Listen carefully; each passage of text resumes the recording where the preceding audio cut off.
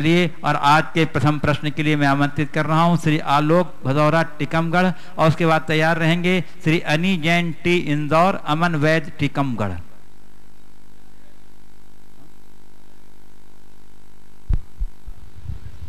नमोस्तु गुरुदेव। गुरुदेव, मैं आपसे जानना चाहता हूँ, जैसे इस जन्म में हमें मनुष्य का जीवन मिला है, आगे भी मनुष्य जीवन मिले, इसके लिए हमें व्यवहारिक धार्मिक रूप से क्या करना चाहिए? मानवीय आचरण करना चाहिए। चलिए, अनी जैन टी इंदौर, इसके बाद तैयार रहेंगे डॉक्टर वंदना जैन सागर। नमोस्तु गुरुदेव। मैं अनी जैन इंदौर से मैं ये बोलना चाहता हूँ, कभी कुछ दिन पहले जब आचार्य श्री सागर से बिहार कर रहे थे तो उस समय नदी का प्रभाव बहुत तेज था, वहाँ से कोई नहीं गुजर सकता था, पर जैसे ही आचार्य श्री पुल के पास पहुँचे वहाँ का प्रभाव बहुत कम हो गया और आचार्य श्री शाहसंग वहाँ से जा चुके। बताइए मैं इसको क्या समझूं? बस इसका ये समझो कि प्रकृति भी हमारे गुरुदेव के लिए हमेशा तत्पर रहती है। उसने सोचा कि इस वर्ष गुरुदेव का भोपाल चातुर्मास होना बहुत आवश्यक है, शायद यही सोच करके नदी ने रास्ता दे दिया। और आज बड़ी गौरवशाली घटना घटी देश में, जब गुरुदेव का पदार्पण भोपाल की राजधानी में हुआ, मध्य प्रदेश की राजधानी में हुआ। पूरी राजधानी गुरुदेव के स्वागत के लिए उमड़ पड़ी, ऐसा लोगों ने मुझे बताया। पूरे मध्य प्रदेश शासन के सारे जितने भी प्रमुख मंत्रीगण थे वे सब, और मुख्यमंत्री खुद 2 किलोमीटर तक पैदल चले, और आज उन्हें पाद प्रक्षाल का सौभाग्य मिला। मुझे किसी ने बताया कि वहाँ के महापौर ने 10 किलोमीटर तक पैदल गुरु जी के चरणों के साथ बिहार किया। ये अद्भुत घटना है, और ये उन सब का पुण्य, गुरुदेव का प्रताप, लेकिन इस रूप में घटी कि उसे यथार्थ है, पर सबकी अपनी अपनी व्यवस्थाएं हैं, उसे उसी संदर्भ में समझना चाहिए जिसे आज छोड़ दिया गया। हम इतिहास के उन अछूते पहलुओं को जब उद्घाटित करेंगे तो हमारे हाथ बहुत सारे नए तथ्य भी लग सकते हैं। तो हमें व्यापक संदर्भ में देखने की जरूरत है। जितना जो इतिहास में लिखा वो सही है, पर जितना लिखा है वही सही नहीं। चलिए, श्री सुनील जैन टीकमगढ़, उसके बाद तैयार रहेंगे श्री शैलेश चौधरी जबलपुर, ट्रस्टी गुणायतन। मुनिश्री के चरणों में बारंबार नमोस्तु।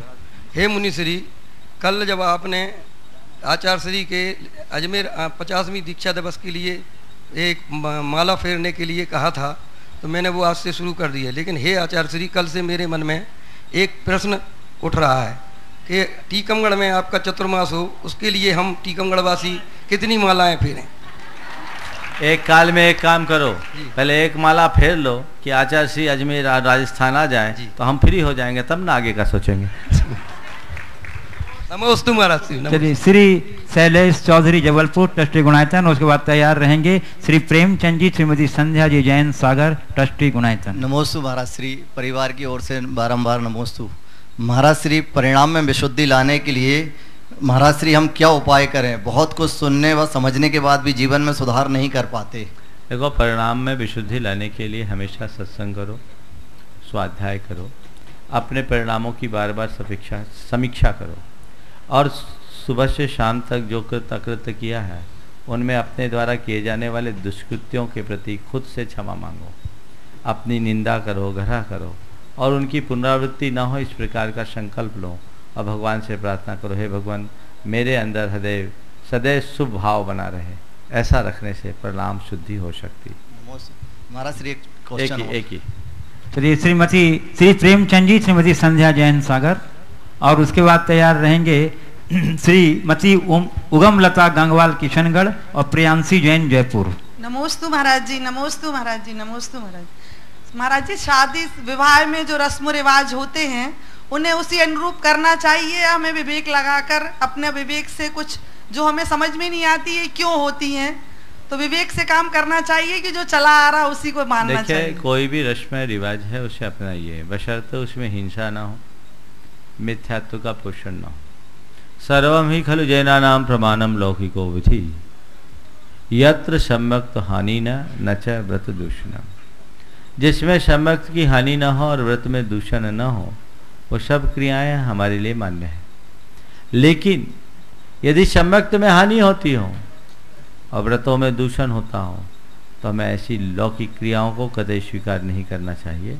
अपने विवेक बुद्धि से उसमें परिवर्तन ले आना चाहिए। नमस्ते महाराज जी। चलिए श्रीमती उगम लता गंगवाल किशनगढ़, उसके बाद तैयार रहेंगी प्रियांशी जैन जयपुर।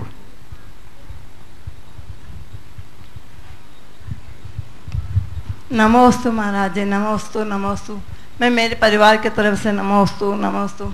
मेरा प्रश्न ये है महाराज जी, मैं ये सोते टाइम बोलती हूँ कि 14 राजू राज करे और 17 मेरे नियम। इस पृथ्वी पर जितना भी हलन चलन उतना भार, बाकी सबका त्याग। इसका कुछ समझाइए महाराज जी। 14 राजू राज करे और 17 मेरे नियम।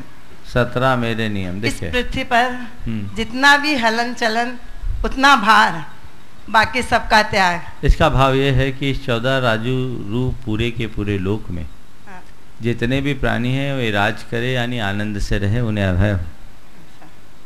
मेरे 17 नियम है, श्रावक के 17 नियम है। भोजन संबंधी, स्नान संबंधी, वाहन संबंधी, विलेपन संबंधी, गंध संबंधी, आभूषण संबंधी, वस्त्र संबंधी, भोजन और अनेक प्रकार के 17 नियम होते हैं जो भोग परिमाण के अनुसार प्रतिदिन लिए जाते हैं। तो मैंने ये 17 नियम लिया और उन 17 नियमों के साथ मैं शयन कर रहा हूँ। जितने आत्म प्रदेशों में मेरा हलन चलन है मैं उतने तक ही सीमित, बाकी सारे संसार से विरक्त। ये एक प्रकार की त्याग की भावना है, बड़ी उत्तम भावना है। चलिए प्रियांशी जैन जयपुर, उसके बाद तैयार रहेंगी श्रीमती बिंदु जैन जयपुर और कुमारी ऋतुषा जैन मिर्जापुर एवं श्रीमती सुमन जैन मिर्जापुर। मेरा नाम प्रियांशी जैन है, मैं जयपुर से हूँ। मैं ये पूछना चाहती हूँ कि गुरुवर विद्यासागर जी महाराज हमेशा नीचे देख के क्यों चलते हैं? कभी अपने आंखें ऊपर क्यों नहीं उठाते और हमेशा अपने हाथों में पीछे और कमंडल लेके क्यों विहार करते हैं? देखिए बहुत अच्छी बात आपने पूछी। वो उनकी बड़ी साधना है, वो किसी की तरफ नहीं देखते, अपनी तरफ देखते हैं। तो उनकी दृष्टि अंतर्मुख होती है, वो बाहर नहीं देखते हैं। और जिसको देख लेते हैं ना वो तर जाता है। वो अपनी दृष्टि को बहुत सीमित रखते हैं, ये उनकी एक साधना है। मैंने एक साधक के विषय में पढ़ा था, एक आचार्य के विषय में, नाम तो मैं विस्मृत कर रहा हूँ। आज से 1000 वर्ष पूर्व वो आचार्य हुए थे। उनके बारे में विशेषण लिखा था कि वे सदैव निम्न दृष्टि रखते, कभी भीत से टिकते नहीं, कभी अपने हाथों से कुंडी लगाते नहीं, खोलते नहीं, निरावरण रहते हैं, मुख से कभी थूकते नहीं और कभी निद्रा नहीं लेते। मैंने जब उसे पढ़ा तब मुझे लगा ये सारे गुण हमारे गुरुदेव में हैं। मैं श्लोक उन तक पहुंचाऊं, लेकिन एक डर से मैंने नहीं पहुंचाया। ये सोचकर नहीं पहुंचाया कि यदि ये श्लोक पहुंचाऊंगा तो अभी हमारे गुरुदेव 2-2.5 घंटे विश्राम करते हैं, कहीं इसे पढ़ने के बाद सोना भी बंद न कर दे, इसलिए वो श्लोक मैंने आज तक नहीं पहुंचाया। तो ये पद्मनंदी पंचविंशति का या यशस तिलक चंपू के संदर्भ में पढ़ते समय मुझे किसी पाद टिप्पण में ये श्लोक मिला था। तो ये उनकी साधना है और वे कमंडल पीछे अपने हाथ में इसलिए लेते हैं। पहले वे कमंडल दूसरों को दे देते थे, लेकिन लोग कमंडल को लेकर झगड़ने लगे, हमको कमंडल दो, हमको कमंडल दो। एक बार ये झगड़ा उनके सामने सामने हो गया तो उन्हें रगड़ा ही खत्म कर दिया। अपने मन में संकल्प ले लिया वो अब कभी किसी को अपना कमंडल नहीं देते। कितना भी लंबा विहार हो, पूरे विहार में कमंडल साथ लेकर के चलते हैं। ये उनकी बड़ी उत्कट साधना। चलिए श्रीमती बिंदु जैन जयपुर, उसके बाद तैयार रहेंगी कुमारी ऋतुषा जैन मिर्जापुर, श्रीमती सुमन जैन मिर्जापुर। नमोस्तु महाराज जी, मैं बिंदु जैन जयपुर से। ऐसे खोटे काल में श्री अनंत के रूप को धारण करने वाले मुनिराज मिले, ये कलिकाल का चमत्कार है। ऐसा समय भी आया था जब कहा जाता था ते गुरु मेरे उर बसो। उन्हें गुरु के दर्शन नहीं हो सकते थे। हंस पक्षी होता है पर हर पक्षी हंस नहीं होता। गुरु शब्द तो अनंत हो सकते हैं पर हर गुरु निर्गंत नहीं हो सकते। ये कलिकाल का चमत्कार है कि आज भगवान ने सही भगवान की मुद्रा हमारे पास है। कितने भाग्यवान हैं कि हमें आचार्य श्री जैसे गुरु मिले और प्रमाण सागर जी, विराट सागर जी महाराज जैसे गुरु मिले। मुनिराज, मेरा प्रश्न है कि हम धर्म क्षेत्र में जाते हैं तो जब हमारा काम पूर्ण हो जाता है तो भगवान अच्छे, और नहीं होता है तो भगवान के सामने प्रश्न चिन्ह खड़ा कर देते हैं। और वो हमें भी पता है कि हमारे पाप पुण्य के उदय से होता है। और यही क्षेत्र हम मुनिराज के पास उपलब्ध कर देते हैं कि वो कुछ आशीर्वाद दिया तो पूर्ण हो गया तो सही, नहीं तो मुनिराज के सामने प्रश्न चिन्ह खड़ा कर देते हैं। ऐसा क्यों करते हैं मुनिराज? ऐसा इसलिए करते हैं कि जो भक्त होते हैं वो कच्चे होते हैं। कच्चे भक्तों से ऐसा ही होता है, सच्चे भक्त ऐसा नहीं करते। हालांकि शिकायत और खीज प्रेम में भी होती। अगर भगवान से लगाव है, गुरु से लगाव है, और उनके सामने जाकर के कोई प्रार्थना या कामना की, उसकी पूर्ति नहीं हुई, तो एक खीज की अभिव्यक्ति जो एक प्रकार का प्रेम है, आपने हमारी सुनी नहीं, आपने हमारी सुनी नहीं, हमने आपसे कितना कहा, आप हमारा ख्याल ही नहीं रखते, तो ये शिकायत है। लेकिन इसमें भी कहीं ना कहीं प्रेम या भक्ति जुड़ाव है, पर यह एक प्रकार की दुर्बलता है। तत्व को जानने वाले लोग इस प्रकार की अभिव्यक्ति कतई नहीं करते। श्री कुमारी ऋतुषा जैन मिर्जापुर, उसके बाद तैयार रहेंगी श्रीमती सुमन जैन मिर्जापुर। नमोस्तु महाराज जी। महाराज जी, मेरा प्रश्न ये है कि हमने अपनी दादी माँ और मम्मी पापा के मुंह से सुना है कि संसार असार है, लेकिन महाराज जी मैं ये जानना चाहती हूँ कि फिर संसार का सार क्या है? यही पता उनसे पूछो, संसार असार है तो आप क्यों रमे? अगर उनने सही अर्थों में संसार को असार जाना तो उस सार को पाने के लिए उन्हें प्रयत्न करना चाहिए, और तुम्हें भी सार पाने का मार्ग पकड़ने की प्रेरणा देनी चाहिए। जैन जगत के इतिहास में एक अद्भुत घटना घटी। जब वज्रजंघ चक्रवर्ती को वैराग्य हुआ,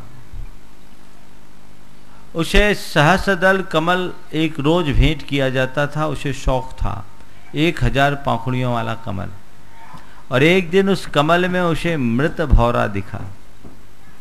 मरे हुए भौरे को देखकर वज्रजंघ चक्रवर्ती को वैराग्य हो गया। उसने सोचा संसार असार है, जैसे भौरा इस फूल के राग में रम कर अपना सर्वनाश किया, एक दिन मेरा भी सर्वनाश हो जाएगा, कुछ भी नहीं बचेगा। इस संसार में क्या सार, बेकार है सब। और उसने दीक्षा लेने की ठानी। अपने पुत्र को कहा कि तुम दीक्षा लो। पुत्र ने पूछा, पिता मैं दीक्षा ले रहा हूं, तुम राज्य संभालो। पुत्र ने पूछा कि पिताजी आप आखिर दीक्षा क्यों ले रहे हैं? इतना बड़ा आपका साम्राज्य, एक छत्राधिपत्य साम्राज्य, आप चक्रवर्ती। बेटे ये सब नश्वर है, असार है, मुझे स्वीकार नहीं, इसलिए मैं दीक्षा ले रहा हूं, तुम राज्य संभालो। तो बेटे ने कहा, पिताजी जब ये संसार असार है तो मेरे ऊपर उसका भार क्यों छोड़ रहे हो? मुझे दो तो सार दो, असार को क्यों दे रहे हो? और यदि ऐसी बात है तो जिस रास्ते पर आप चल रहे हैं उसी रास्ते पर मैं भी चलूंगा। पिता गए, पुत्र भी चला गया। अब राजधर्म तो चलाना था। पोते का राज तिलक करके दोनों ने दीक्षा ली, तो तुम्हारी दादी और तुम्हारी मम्मी में किसी एक को वैराग हो तो तुम्हें हो जाए, और उन दोनों को नहीं हुआ तो तुम अपना वैराग जगा लो। सच्चाई तो यही है कि संसार असार है, पर उस असार संसार का आकर्षण इतना गहरा है कि हर व्यक्ति का चित्त उसी के पीछे पागल हो जाता। चलिए श्रीमती सुमन जैन मिर्जापुर, और उसके बाद तैयार रहेंगे श्री राजेश जी बबीता जैन कोलकाता। नमोस्तु गुरुदेव। गुरुदेव, मिर्जापुर परिवार एवं मेरे समस्त परिवार एवं मिर्जापुर समाज की तरफ से कोटि कोटि नमोस्तु। गुरुवर, आपने कल परसों चतुर्मास के उसमें कहा था कि चतुर्मास में सबको कुछ ना कुछ नियम लेना चाहिए, तो मैं भी अपने जीवन में सहजता, सरलता एवं धर्म निष्ठा अधिक से अधिक ला सकूं, इसके लिए हमें क्या करना चाहिए, मार्गदर्शन दें। तथा जिसके निमित्त से अगर कोई पुण्य कार्य करता है तो क्या उसका पुण्य का 6वां भाग उसको भी प्राप्त हो जाता है क्या? देखिए, पहली बात तो जीवन में सहजता सरलता लाना हमारा लक्ष्य होना चाहिए, और उसके लिए क्या कहें, जो उपदेश दिया जा रहा है उस रास्ते पर चलना शुरू करें। रहा सवाल किसी के निमित्त से कोई पुण्य कार्य करता है तो निश्चित उसका एक अंश उसके खाते में जाता है, ऐसा हमारे शास्त्रों का विधान। नमोस्तु गुरु, नमोस्तु। श्री राजेश जी जैन बबीता जी जैन कोलकाता। नमोस्तु महाराज।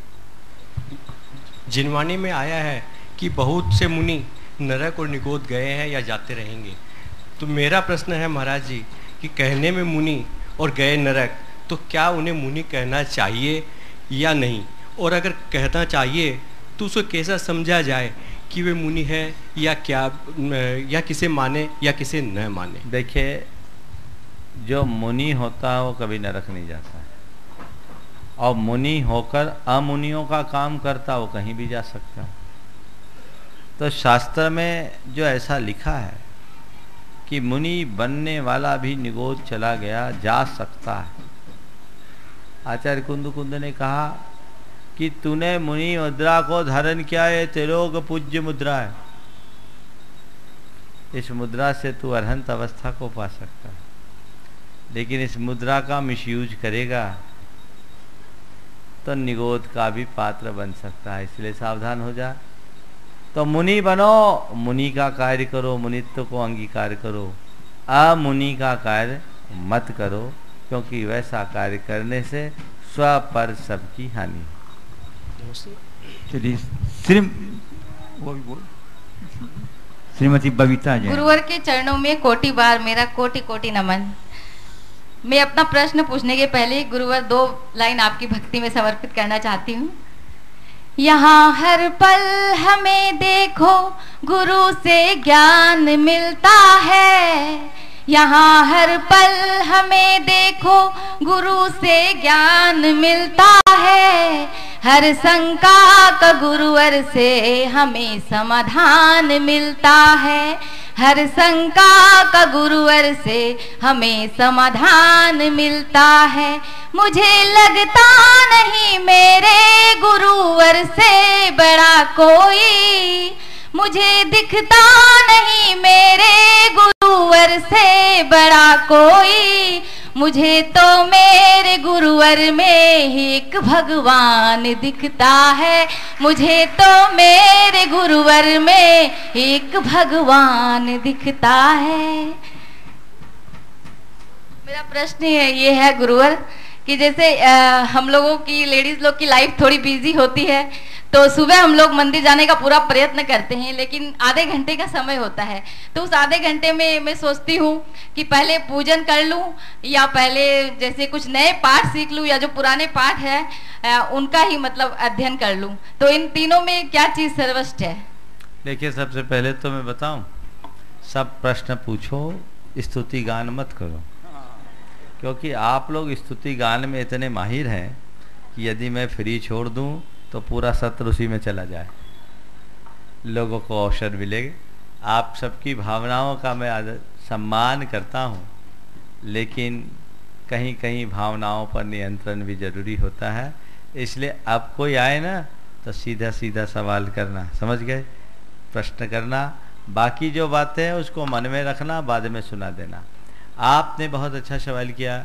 व्यस्तता भरे प्रसंगों में जब पूजा अर्चा करने का मौका है तो किसे प्राथमिकता दे, पूजा को, पाठ को, नए सीखने की बात को। नया सीखने का प्रयास करो, पर पहले मूल को संभालो।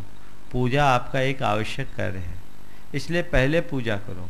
हाँ, ये जरूरी नहीं कि आप बहुत बड़ी बड़ी पूजाएं करो, एक पूजा करो, देव शास्त्र गुरु की पूजा करो, किसी तीर्थंकर भगवंत की पूजा करो, या अन्य कोई पूजा करो। पहले अष्टद्रव्य से अपनी भक्ति को प्रकट करो, ये मूल गुण है। पूजा पूर्ण करने के उपरांत फिर स्तोत्र पाठ आदि आप जो कर सकें करें, लेकिन ऐसा ना हो कि नए को सीखने के चक्कर में मूल को ही भुला दे। नमस्ते गुरुवर। श्रीमती सुनीता जैन चितावा, और उसके बाद तैयार रहेंगी श्रीमती चंद्रकला जी पाटनी रांची।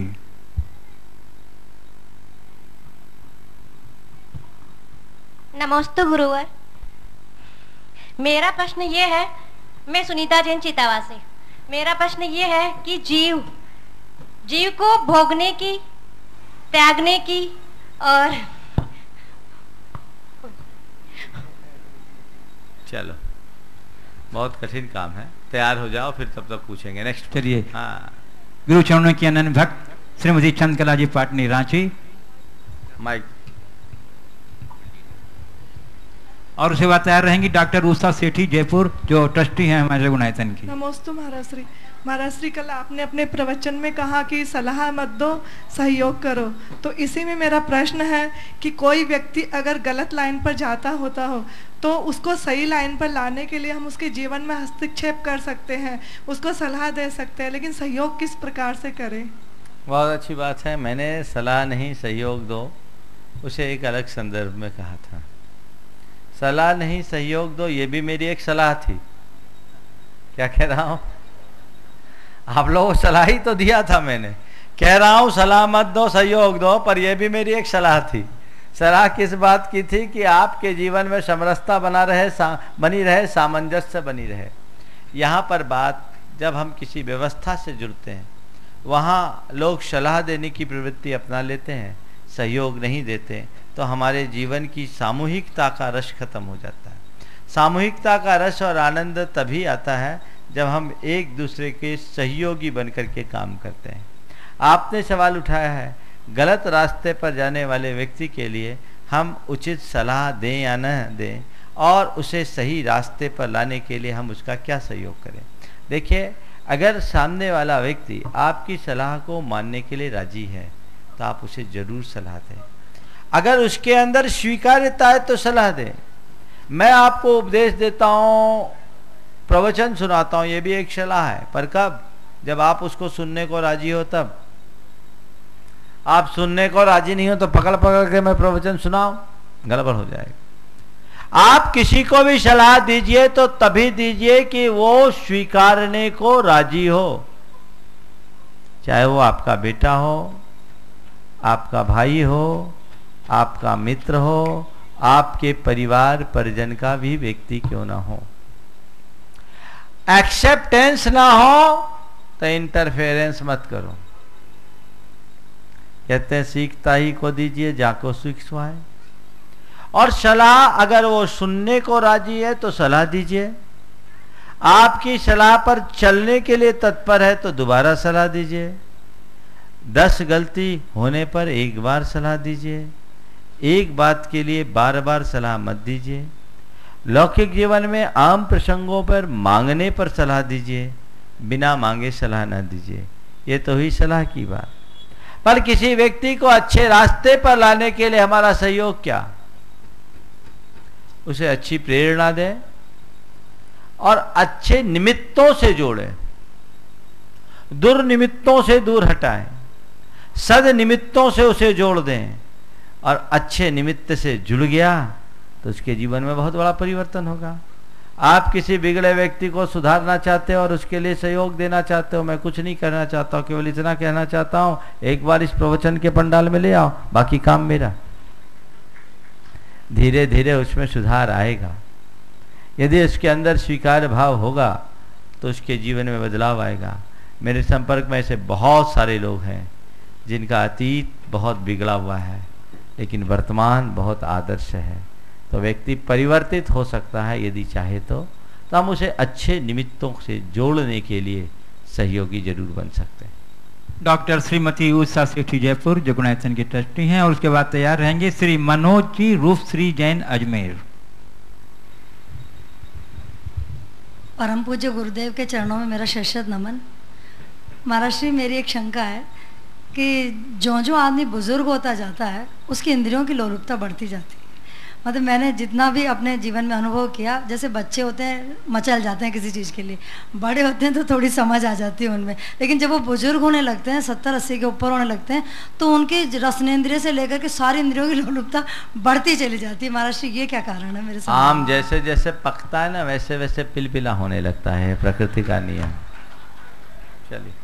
श्री मनोज जी, रूपश्री जैन अजमेर। बंधुओं, मैं इनके बारे में बताना चाहता हूं कि इनकी प्रार्थना के ऊपर इनके नवनिर्मित भवन में गृह प्रवेश के पहले गुरु प्रवेश हो गया है और इन्होंने पूरा अपना मकान 4 महीने के लिए संत निवास के रूप में प्रदान कर दिया है। जोरदार करतल ध्वनि से आप इनका अभिनंदन कीजिए।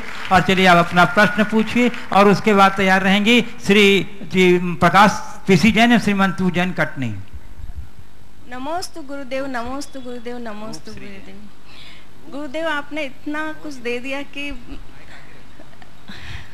शब्द ही नहीं है मेरे पास कुछ, फिर भी मैं एक छोटा सा है कि पूज्य गुरुदेव, मुझे धर्म की बहुत जानकारी तो है नहीं, फिर भी हम किस प्रकार अपने जीवन की प्राथमिकता तय करें ताकि जीवन सफल, सुखी और शांत जी सके। बहुत अच्छा सवाल किया है। सबसे पहले अपने जीवन की प्राथमिकताओं में तय करें कि मेरे द्वारा कोई अधर्म न हो। दूसरी बात, हम अपने मन को अशांत करने वाले निमित्तों से बचें।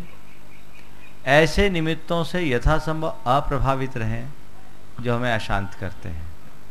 सुबह से भगवान से अच्छी प्रार्थना करें, पूजा करें, पाठ करें, जाप करें, अपने मन की बैटरी को चार्ज करें और हमेशा अपने अंदर एक ऐसा शुभ संकल्प संजोए जो हमें सकारात्मक बनाए, हमें शालीन बनाए, हमें संयत बनाए और हमें संतोषी बनाकर आदर्श जीवन जीने की प्रेरणा दे। चलिए, श्री पीसी जैन एवं श्रीमती मंजू जैन कटनी और उसके बाद तैयार रहेंगी श्रीमती नूतन जैन अलवर।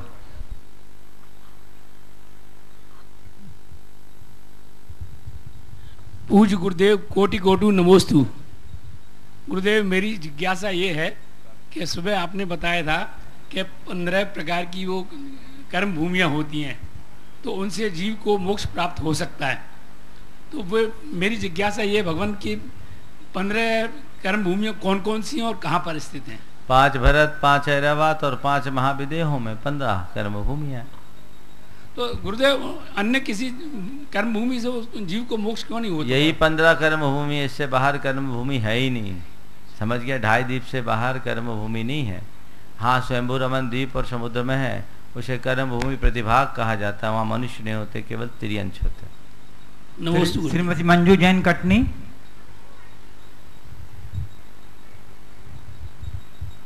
नहीं है, आगे बोलिए। चलिए, श्रीमती नूतन जैन अलवर और उसके बाद तैयार रहेंगी आदरणीय शकुन दीदी सागर। नमोस्तु महाराज जी, नमोस्तु महाराज, नमोस्तु। निधि लक्ष्मी को जो कोई त्यागे, उसके पीछे पीछे भागे, प्रेम रूप जो इसे बुलावे, उसके पास कभी नहीं आवे। महाराज जी, इसका क्या आशय है, थोड़ा अच्छे से समझाइए। इसका सीधा सीधा अर्थ, पैसे के पीछे तुम भागोगे तो पैसा तुमसे दूर भागेगा, और तुम जितना पैसा त्यागोगे पैसा तुम्हारे पीछे आएगा। समझ गए?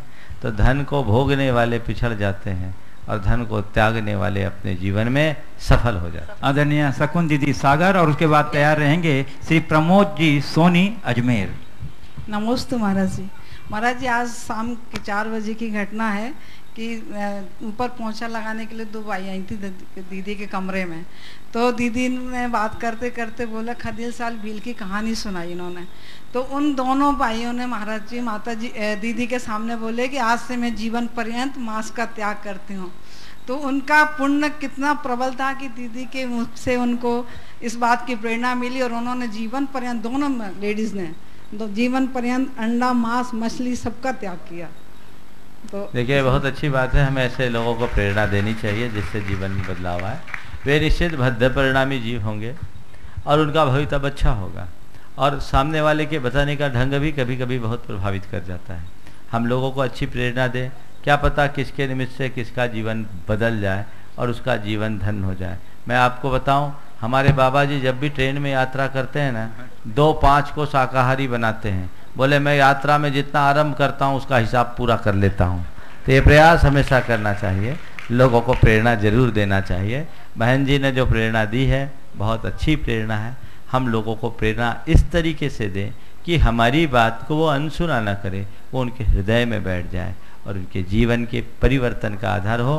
और ऐसे लोग जो इस तरह के संकल्प से बंधते हैं, हमें उन्हें प्रेरित और प्रोत्साहित दोनों करना चाहिए। श्री प्रमोद जी सोनी अजमेर, जो धर्म प्रभावना समिति के अध्यक्ष हैं और पूरे चातुर्मास को ऐतिहासिक स्वरूप देने में बहुत तरह संकल्पित हैं। जोरदार करते ध्वनि से इनका अभिनंदन कर दीजिए बंधु। श्री प्रमोद जी सोनी अजमेर। नमोस्तु महाराज जी। महाराज जी, शंका समाधान देखते देखते हमने आपका एक वाक्य, एक सूत्र पकड़ा हुआ है, पथ को देखो पंथ को मत देखो। आप कभी भी किसी पंथ की वकालत नहीं करते, इसके ऊपर कोई भी प्रश्न आता है तो आप उसको बहुत खूबसूरती से जो है जवाब देते हैं, जिससे कहीं कोई विवाद उत्पन्न नहीं होता। महाराज जी, पिछले दिनों एक संत का 50वां दीक्षा दिवस मन रहा था।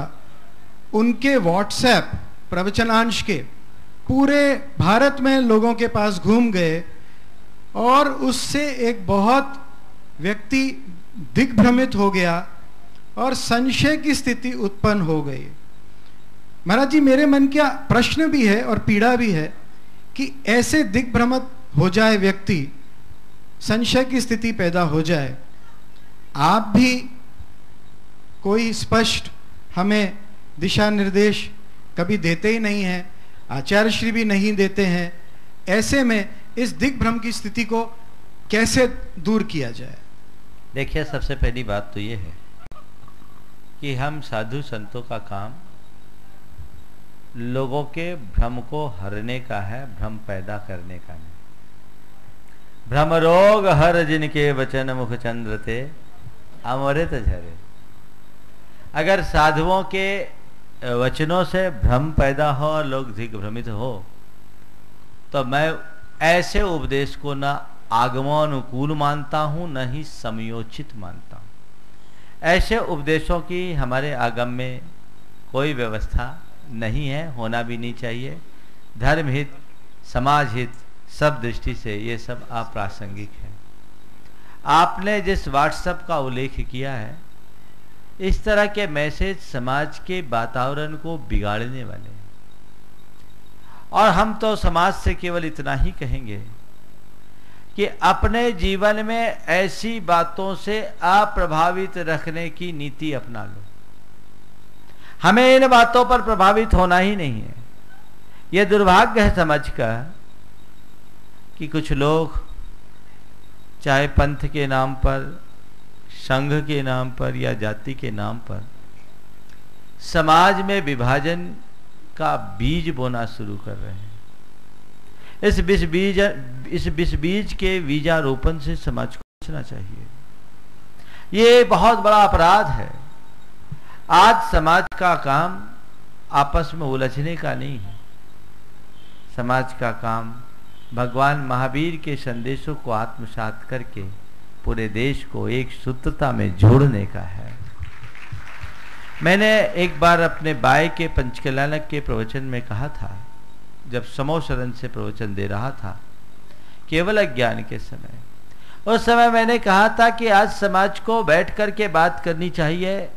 अगर समाज में थोड़ी बहुत भी खींचातानी है तो पूजा पद्धतियों को लेकर है। हमें इन सब बातों को अछेरा घोषित करना चाहिए, इनमें लेकर के उलझना नहीं चाहिए। जिनको जिस तरीके की पूजा पद्धति भाती है वो ठाट से करे, पर अपनी पूजा पद्धति किसी पर थोपे नहीं। जहां नहीं होती है वहां चालू करने का प्रयास न करें, और जहां होती है वहां बंद करने की शुरुआत न की जाए। समाज में इसकी आवश्यकता है।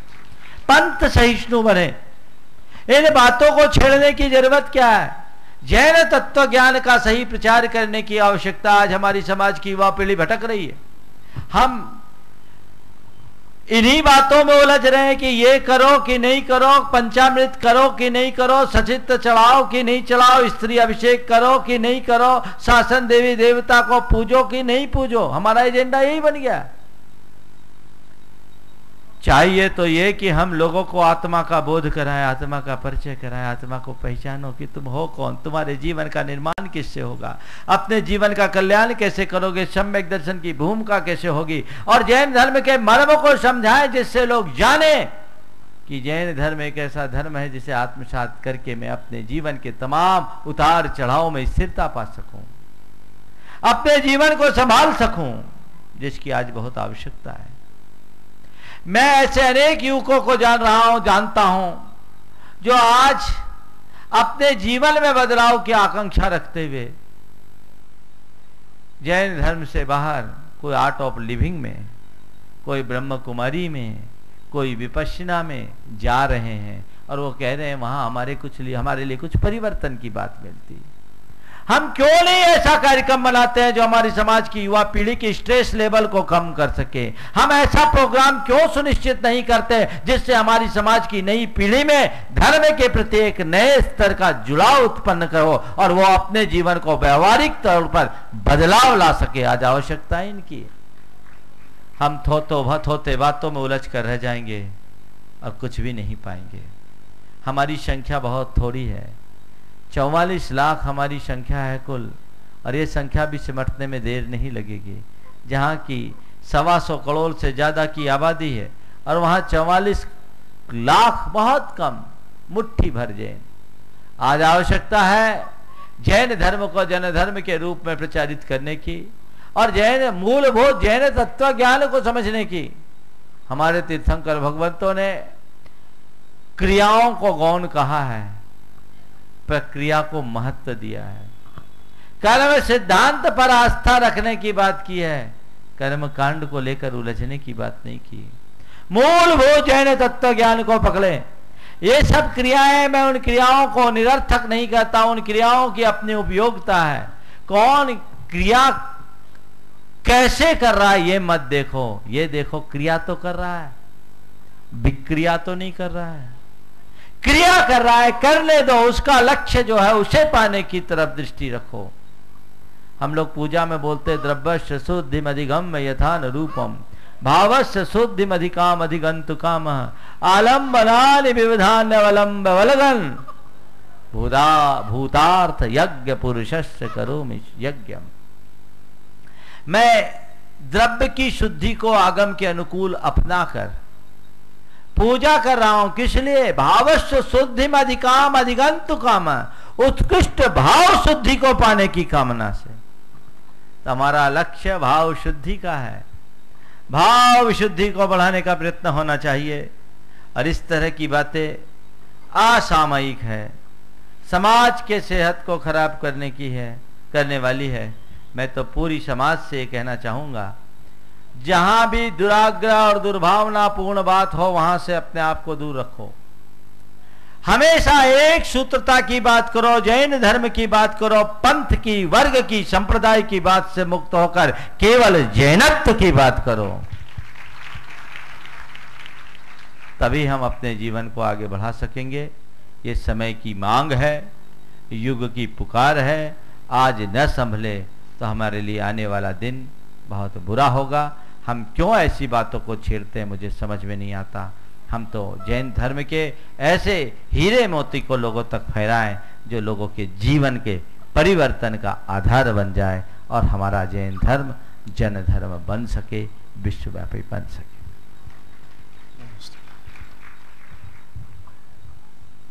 हेलो बंधुओं, कल पूज्य गुरुदेव ने अपने प्रवचन के मध्य पावापुर में निर्माण होने जा रहा आचार्य विद्यासागर भवन के में कमरे बनाने की प्रेरणा लोगों को दी थी।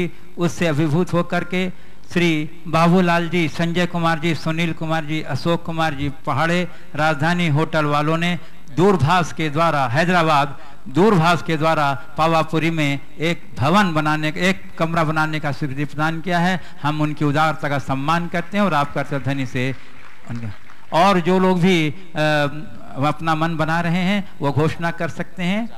4 लाख रुपया एक कमरे की राशि है। 2 मंजिल बनकर तैयार हो चुकी है और तीसरे मंजिल की तैयारी है। एक कमरे की स्वीकृति आ गई है और भी जो लोग चाहें 4 लाख की रुपये की राशि इसके निर्धारित की गई है। और इसी क्रम में मैं आमंत्रित कर रहा हूँ श्री सुभाष जी जैन, पूनम जी जैन गुणायतन और उसके बाद श्री जौहरी लाल जी चौधरी गोरक्षण संवर्धन परिषद के विभागाध्यक्ष।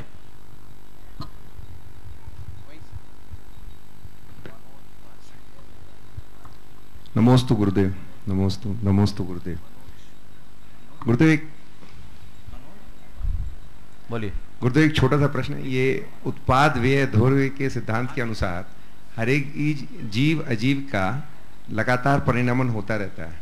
सिद्धालय में विराजमान आत्माएं प्रकाश की तरह एक दूसरे में विलय हो जाती हैं, तो उनमें ये परिणमन की प्रक्रिया क्या चलती है? अगर चलती है तो कैसे होता होगा? चलती तो है, पर कैसी चलती है हम नहीं बता सकते, केवल आगम से जान सकते हैं। आगम प्रामाण्यात अभ्युपगम्य माना नाम, वो बहुत सूक्ष्म है, हमारे ज्ञान का विषय नहीं। चलिए श्री जौहरीलाल जी चौधरी गोरक्षण संवर्धन परिषद के विभागाध्यक्ष, और उसके बाद तैयार रहेंगे श्री मनोज जी पाटनी। नमस्ते महाराज श्री, अभी मैं प्रश्न कर सकती हूँ? बीच में चैन पुल कैसे कर दिया? चलो पूछो। हाँ।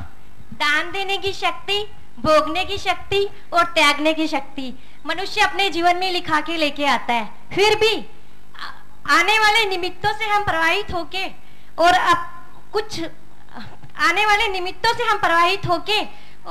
कुछ पाने की लालसा से क्यों अपनी शांति को भंग कर बैठते हैं? बस इसी का नाम मोह है। इस मोह से बचोगे, ठीक हो जाएगा। अपनी शक्ति का सही उपयोग करो। आज के सुबह का पूरा प्रवचन इसी बात पर था। चलिए श्री जौहरीलाल जी चौधरी गोरक्षण संवर्धन के भागाध्यक्ष, और उसके बाद नमस्तु। मेरा छोटा सा प्रश्न है, सबको चाहे सम्यक से मोक्ष होगा, और हम ग्रस्त में कई ऐसी बातें मिथ्यात्व के व्यवहार में जुड़े हुए रहते हैं, तो इतना सा निवेदन है, हम कैसे बचें मिथ्यात्व से? देखिए, मिथ्यात्व से बचने का, खड़े रहे आप। अच्छा ठीक है। मिथ्यात्व से बचने के लिए सबसे पहला काम, मिथ्यात्व के आयतनों से बचो। ग्रहित मिथ्यात्व को त्यागो। सच्चे देव शास्त्र गुरु जो हमारे सम्यक के पोषक हैं, उनका आलम्बन लो, उनके प्रति समर्पित हो, और जितना बन सके तत्व का अभ्यास करो। ये आपके सम्यक को पुष्ट भी करेगा और प्रकट भी करेगा। श्री मनोज जी पाटनी। और उसके बाद तैयार रहेंगे श्री कमल जी बज कुचामन। नमोस्तु गुरुदेव, नमोस्तु नमोस्तु। गुरुदेव, मेरे मन में कई बार विचार आता है कि घर घर में संस्कार बच्चों को किस तरह दिए जाएं, खेल खेल में वो किस तरीके से धर्म को सीख सके। उसके लिए एक विचार ये आता है कि हमारी माताएं और हमारी बहनों को घर घर में बच्चों को किस तरीके से तैयार करना चाहिए, न कि उनके मार्कशीट को देख के लाड प्यार करना चाहिए। आजकल उल्टा हो रहा है, मार्कशीट देख देख के उनको लाड प्यार करके और उनको बिगाड़ा जा रहा है। तो ऐसी प्रयोगशाला, कार्यशाला इस तरीके से माताओं के लिए, बहनों के लिए, परिवारजन के लिए हो तो एक नई क्रांति आ सकती है। देखिए, बहुत सही बात है कि संस्कार गढ़ने की पहली टकसाल परिवार में ही हम संस्कार गढ़ सकते हैं, और एक संस्कार परिवार में ही संस्कारित संतान का जन्म हो सकता है। लोग संस्कार देते हैं पर संस्कार का तरीका ठीक नहीं अपनाते। बड़े मनोवैज्ञानिक तरीके से हमें अपने बच्चों में संस्कार देना चाहिए।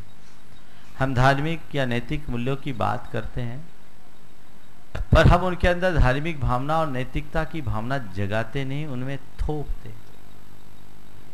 हमें चाहिए कि बच्चों के मन में हम सबसे पहले पाप भीरुता जगाएं, संवेदनशीलता जगाएं, राष्ट्र भक्ति जगाएं, संस्कृति प्रेम जगाएं। यदि ये चीजें प्रारंभ से बच्चे के मन में जग जाए तो उस बच्चे को आगे चल करके कुछ कहने की आवश्यकता नहीं होगी। मैं देख रहा हूं मेरे सामने जीवनधर कुमार बैठे हैं, थोड़ा खड़े हो जाओ भाई। ये राष्ट्रीय स्वयंसेवक संघ के कार्यकर्ता रहे, पहले प्रचारक थे, पिता के इकलौते संतान होने के कारण इन्हें विवाह किया। जहां तक मुझे याद है कि 1995 की घटना है, भोपाल शहर में राष्ट्रीय स्वयंसेवक का संघ का पथ संचलन का कार्यक्रम था। उस कार्यक्रम में ये जीवनधर संघ की ड्रेस पहन करके मेरे पास आया, और उस समय इसका 5 साल का बेटा था महावीर, वो भी उसी ड्रेस में आया। उसके हाथ में एक छोटी सी रूल थी।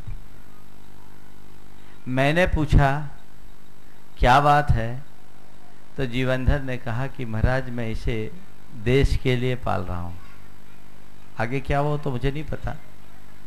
अच्छी बात है। बोला महाराज मैं चाहता हूं कि जो मैं नहीं कर सका वो मेरा बेटा करे। मैंने उससे पूछा बेटे तुम्हारा नाम क्या? बोला महाराज श्री जी मेरा नाम महावीर प्रसाद जैन है। मैंने पूछा तुम्हारे पापा का नाम क्या है? महाराज श्री मेरे पापा नहीं, मेरे पिताजी का नाम जीवनधर कुमार, श्री जीवनधर कुमार जैन है। मैंने धीरे से आगे पूछा, ठीक है तुम पथ संचलन में जा रहे हो, खाना खा लिए? बोले महाराज मैं खाना नहीं खाता, भोजन करता हूँ, खाना तो मियाँ खाते हैं। हमने कहा तुम अभी बोल रहे हो तुम्हारे पिताजी ने पहले शादी नहीं करने की बात की थी, फिर शादी कर ली, क्या तुम भी शादी करोगे? उसने कहा महाराज शादी की बात, मेरे पिताजी की शादी नहीं हुई, विवाह हुआ, शादी में तो बर्बादी होती है। 5 साल का बच्चा कह रहा, शादी नहीं हुई, विवाह हुआ, शादी में तो बर्बादी होती है। मैंने सुना तो मैं अचंभित रह गया। आज उसे देखकर मुझे ध्यान आ गया, पता नहीं महावीर ने शादी की कि नहीं की, पर उस समय नहीं की। बहुत सुंदर ये संस्कार है। और मैं इतना ही कहना चाहूँगा, जिस परिवार में बच्चों में प्रारंभ से ऐसे संस्कार भर दिए जाएंगे, वो बच्चे धर्म, संस्कृति, समाज और राष्ट्र के लिए एक नगीने बनेंगे, उदाहरण बनेंगे। हम वैसा तैयार तो करें। संस्कार थोपे नहीं, संस्कार जगाएं, तभी हम अपने जीवन का उद्धार कर सकेंगे। श्री कमल बच कुचामन, उसके बाद तैयार रहेंगी डॉक्टर श्रीमती विमला जैन जयपुर और श्री जयपुर नहीं दिल्ली, डॉक्टर विमला जैन दिल्ली और श्री सुनील आखिरी। हाँ, समस्त मुनि संघ है मुनिराज के चरणों में मेरा मेरे परिवार का सत नमन। मैं कमल बच पल्लाड़ा कुचामन से। महाराज श्री, जरूरी नहीं कि हर रोज मंदिर जाने से इंसान धार्मिक बन जाए, जरूरी नहीं कि हर रोज मंदिर जाने से इंसान धार्मिक बन जाए, पर कर्म ऐसे हो कि इंसान जहाँ जाए वह जगह मंदिर बन जाए। तो ऐसा करने के लिए हमें, हमारे कर्म अच्छे करने के लिए हमें क्या करना चाहिए? इसके लिए कुकर्मों का त्याग कर देना चाहिए। चलिए नमोस्तु। चलिए डॉक्टर श्रीमती विमला जैन दिल्ली, आखिरी प्रश्न। हाँ। गुरुवर के चरणों में मेरा शत नमन। गुरुवर, मेरा छोटा सा प्रश्न है। सामायिक के समय गृहस्थ मुनि के समान होता है, रतन कंद शावकाचार्य की 102 नंबर की गाथा में दिया है। सामायिक के सारंभ। हाँ बोलिए, समझ गया, आगे बोलिए। हाँ, तो इसको जरा स्पष्ट करिए कि देखिए, सामायिक करते समय जब सब प्रकार के आरंभ प्रतिज्ञा को त्याग करके तीसरी प्रतिमा वाला जो श्रावक होता है वो निर्गंत निर्वस्त होकर एकांत में सामायिक कर सकता है। तो उसके लिए कहा है, चेलोपशिष्ट मुनिरिव ग्रही तदा यात यति भावम।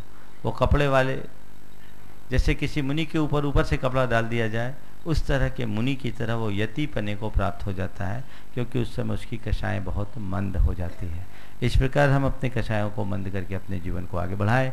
कल गुरु पूर्णिमा का पावन दिन, हम सब अपने गुरु के चरणों में श्रद्धा भक्ति विनय समर्पित करने का शुभ अवसर प्राप्त करेंगे। सभी लोग हृदय से भरकर गुरु भक्ति में लीन हो और अपने जीवन को आगे बढ़ाएं। इसी शुभ भाव के साथ बोलिए परम पूज्य आचार्य गुरुवर श्री विद्यासागर जी महाराज की, पूरे प्रज्ञा मुनिवर श्री प्रमाण सागर जी महाराज की, परम पूज्य मुनिवर श्री विराट सागर जी महाराज की, समस्त मुनि संघ की। और अब आरती का कार्य संपन्न करने के लिए मैं निवेदन कर रहा हूँ श्रीमती चंद्रकला पाटनी रांची से कि वो अपने मधुर स्वरों में